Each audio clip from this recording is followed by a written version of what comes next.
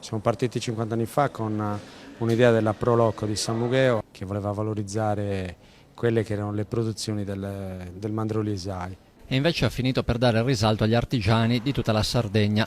Quest'anno i manufatti di Tessingiu sono esposti nella ex cantina sociale. La riqualificazione di un grandissimo edificio di archeologia industriale, quindi è un'occasione buona proprio per contenere le produzioni di lavoro. Era volontà dell'amministrazione comunale recuperare questi spazi per metterli a disposizione soprattutto della mostra dell'artigianato. Nelle sale del Museo dell'Arte Tessile brilla la collezione del Principe dedicata all'Aga Khan, che qui venne in visita 2 anni fa. Visitando il museo e la mostra ha deciso di fare una donazione per poter tutelare e incrementare la tradizione tessile sarda. Risorse che noi abbiamo voluto utilizzare per valorizzare quello che è il lavoro e la produzione dei nostri artigiani dagli anni 60 in poi. Gli artigiani di San Mugheo hanno riprodotto le principali iconografie della produzione locale e poi c'è il tappeto corale, un gioiello di tradizione e multimedialità con i videoracconti delle tessitrici di San Mugheo. Al tocco della striscia del tessile viene attivata una proiezione che